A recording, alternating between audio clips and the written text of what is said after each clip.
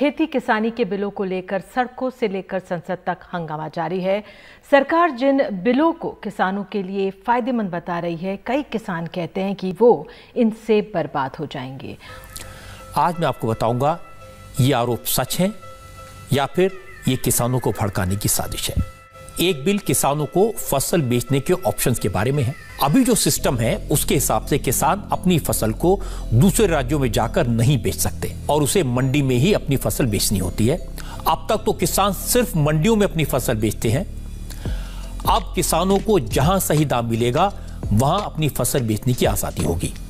आप कहते हैं किसान को पहली बार आजादी दी गई है कि वो किसी को भी जाके बेच सके मंडी के बाहर। मुझे आप वो नियम कानून बता दो जो कि आज तक किसान को ये करने से रोकता था। सरासर झूठ है, कोई रोक नहीं है आज। अब देखिए कि ये मंडियों की बात हो रही है और जो चर्चा देश में हो रही है वो भी हम सुन रहे हैं कि मंडी में अगर किसान जाता है उसको एमएसपी मिलेगा, गेहूं और धान पे मिलता है सिर्फ 2 फसलों पे। तो जहां उसको ज्यादा मार्केट में, ओपन मार्केट में जाके अगर बेचता है, अगर उसको 10 की बजाय 15 रुपए मिलते हैं तो अच्छी बात है। अगर कम मिलते हैं तो वापिस आके मंडी में बेच।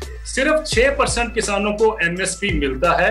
94% किसान जो है वो ऑलरेडी मार्केट के ऊपर डिपेंडेंट है।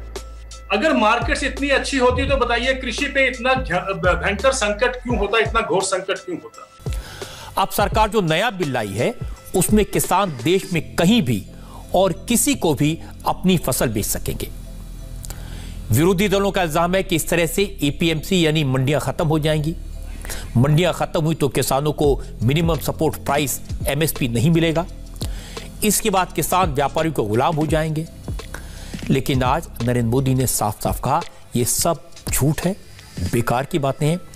क्या ये सच नहीं है कि मंडी के अंदर टैक्स, सेस और फीस लगेगी और प्राइवेट मंडी में कोई फीस नहीं लगेगी? क्या किसान का दिमाग खराब हुआ है? किसी का दिमाग खराब हुआ है कि मंडी के अंदर जाके बेचेगा? मंडी इससे ध्वस्त नहीं होगी तो क्या होगा? मैंने इस बिल को पढ़ा है और यह बात सही है कि बिल में मंडियां खत्म करने की बात कहीं नहीं है। अगर अब जो बाहर से आएगा खरीदार, जो बाहर से कारोबारी आएगा, उसको टैक्स नहीं देना होगा, ये रजिस्ट्री फीस या लाइसेंस, वो एक किसान को और दाम में गेहूं उसका खरीद लेगा लुभाने के लिए कुछ समय तक, लेकिन बाद में किसान के भविष्य से वो खेलेगा। यही नहीं, एपीएमसी मंडियों के बाहर नए बाजार पर कोई पाबंदियां नहीं होंगी, कोई निगरानी नहीं होगी। सरकार के पास से जानकारी नहीं होगी कि वहां कौन लोग सक्रिय हैं और वो किसके साथ व्यापार कर रहे हैं, किस कीमत पर और किस मात्रा में खरीद कर रहे हैं। अभी तो होता यह है कि अगर दाम बहुत गिर रहे हैं तो सरकार दखल देती है क्योंकि उसे मंडी आधारित सिस्टम से समय पर जानकारी मिल जाती है। अगर ये सिस्टम चला, अगले 1-2 साल में एपीएमसी पिट जाएंगी। और जैसा मैंने कहा, आज ये जो एपीएमसी की छत है ये लीक कर रही है, टूटी फूटी छत है। लेकिन आप छत ही हटा दो अगर, तो क्या बचेगा किसान के पास? और अगर मान लीजिए कोई व्यापारी या पूंजीपति किसी किसान को एमएसपी नहीं देता, न्यूनतम समर्थन मूल्य सरकार द्वारा जो घोषित है वो नहीं देता, तो वो किस कोर्ट में जाके अपील करेगा? वो ये कहेगा कि प्रधानमंत्री जी ने बहुत अच्छा भाषण दिया है, आप हमें एमएसपी दिलवाइए। कौन सी न्यायालय सुनेगी? आप मुझे बताइए, अगर कानून में ही कोई बात नहीं लिखी हुई है। एक और इशू है जिसको लेकर किसानों को भड़काया जा रहा है। कहा गया कि सरकार के इस कानून से किसान अपनी ही जमीन पर मजदूर हो जाएगा, बड़ी बड़ी कंपनियों का जमीनों पर कब्जा हो जाएगा। मैंने बिल को पढ़ा, यह बात तो बिल्कुल गलत है। इसमें एक चीज और ये सामने आई, सेक्शन 8 करके, कि किसानों के हितों की रक्षा नहीं करता। इसमें यह भी कहा जा रहा है, मतलब कोई दोनों के बीच, बड़े व्यापारी और ये किसान के बीच, जो बाहरी व्यापारी आ रहा है उसके बीच किसी तरह की अनबन हो जाती है तो एक म्यूचुअल एक्सेप्टेंस सॉल्यूशन को लेकर ये लोग सब डिविजनल मैजिस्ट्रेट के पास जाएंगे और फिर वो आगे जाएंगे कंसिलिएशन बोर्ड के पास।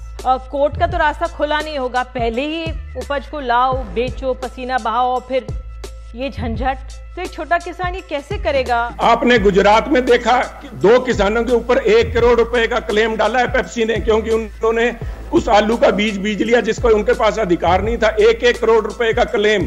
तीसरा बिल है आवश्यक वस्तु अधिनियम यानी एसेंशियल कमोडिटीज एक्ट, जिसमें अनाज, दालों, प्याज और आलू जैसी चीजों को आवश्यक वस्तुओं की श्रेणी से बाहर रखने की बात की गई है। ये 3 अहम बिल हैं जो बहुत ही क्रांतिकारी बिल हैं। और दूसरी बात यह है कि इसमें असीमित भंडारण की छूट दी गई है। तो छोटा व्यापारी या छोटा किसान तो कोई भंडारण कर नहीं सकता है, तो भंडारण कौन करेगा? बड़े बड़े पूंजीपति करेंगे। भंडारण करने के बाद जब बाजार में उसी की गेहूं की, चावल की, आलू की, प्याज की, दाल की जब कमी आ जाएगी, चने की, तो महंगे दामों पर उसको बाजार में बेचेंगे। यानी जमाखोरी को भी बढ़ावा मिलेगा, पूंजीवाद को भी बढ़ावा मिलेगा, कालाबाजारी को भी बढ़ावा मिलेगा और महंगाई देश में बहुत तेजी के साथ बढ़ेगी। मैं प्रधानमंत्री मोदी की तकलीफ समझ सकता हूं। उन्होंने किसानों की भलाई के लिए विधेयक तैयार किए, लेकिन किसानों के मन में तरह तरह के शक पैदा किए गए और किसानों को कहा जाएगा कि अब आप बर्बाद हो जाएंगे इस नए कानून के बाद। पंजाब के किसानों के बीच अभी इन तीनों बिलों को लेकर कई तरह के सवाल हैं और जाहिर है पंजाब के जो किसान होंगे या देश भर के जो किसान हैं वो इतने पढ़े लिखे नहीं हैं कि इन कानूनों को ठीक से समझ सकें। किसानों की बात सुनेंगे तो आपको साफ साफ समझ आ जाएगा किसानों ने न तो बिल पढ़ा है, न उन्हें बिल के बारे में कोई जानकारी दी गई है, न उन्हें कानून के बारे में बताया गया है। किसानों को उतनी ही बात बताई गई जितनी विरोधी दल कह रहे हैं। बीजेपी को छोड़कर हर राजनीतिक दल किसानों के साथ खड़ा है, लेकिन किसान नहीं चाहते हैं कि कोई उनके आंदोलन को ले उड़े। अमृतसर इलाके में 3 दिन के रेल रोको की अपील करने वाली किसान मजदूर संघर्ष कमेटी के सरवन पंधेर कहते हैं कि नेताओं को उनके आंदोलन की अगुवाई नहीं करनी चाहिए। कोई भी सियासतदान, मंत्री, एमएलए, साबका एमएलए, किसी भी किस्म का पोलिटिकल बंदा साडियां स्टेजां ते ना आवे। अलग अलग पॉलिटिकल पार्टी यहाँ पर अपना समर्थन देकर अपनी ताकत दिखाने के लिए प्रदर्शन इनसे करवा रही हैं। ये सब इन्हें लिख कर दिया गया है ताकि ये प्रदर्शन करें, फिर इनकी तस्वीर टीवी पर आएगी और फिर पूरे देश में एक माहौल बनेगा। और कांग्रेस ने माहौल बनाया है। मैं सिर्फ इतना कहना चाहता हूं संकेत भाई कि आज के मुकाबला में सवाल बीजेपी का नहीं था, सवाल कांग्रेस का नहीं था, सवाल था किसान का। और हकीकत ये है कि ये जो पंजाब का किसान आज आंदोलन कर रहा है, ये कोई कांग्रेस के कहने से नहीं आया। ये वही किसान है जो कल अमरिंदर सिंह के खिलाफ प्रदर्शन कर रहा था। इसे कांग्रेस कहना बंद कीजिए। ये किसान है जिसको समझ है अपने आगे पीछे की, वो किसान जो देश का सबसे आगे बढ़ा हुआ किसान है। लेकिन नरेंद्र मोदी सियासत के माहिर खिलाड़ी हैं। लेकिन मोदी सरकार ये कह रही है कि अगर खेती से जुड़े कुछ पुराने कानूनों में बदलाव कर दिए जाएं, तो किसानों की आमदनी दुगनी हो सकती है। इसके लिए सबसे पहले जरूरी है कि किसानों को देश में कहीं भी अपनी फसल बेचने की छूट दी जाए और इसे ही वन नेशन वन मार्केट कहा जा रहा है, यानी एक देश एक बाजार। मोदी सरकार ने काम शुरू किया तो विपक्ष ने इसका विरोध करना शुरू कर दिया। कृषि अर्थशास्त्री देवेंद्र शर्मा कहते हैं कि अमेरिका में भी एक देश एक बाजार बनाने का प्रयास दशकों से किया गया। कॉन्ट्रैक्ट फार्मिंग लाई गई, इसके बाद भी वहां के किसान संकट में हैं। अमेरिका के किसानों की आमदनी लगातार घटती जा रही है, उन्हें सब्सिडी देनी पड़ती है। आज 7 दशकों 6 दशकों अमेरिका और यूरोप में ये मार्केट इकोनॉमी चल रही है। जो हमने बोरो की है वहां से, जो हमने कट एंड पेस्ट की है, हम भारत में लेके आए हैं, वहां पर वो फेल हो चुकी है। आज अमेरिका में ही संदीप जी 425 बिलियन डॉलर की बैंकरप्सी है किसानों के सिर के ऊपर।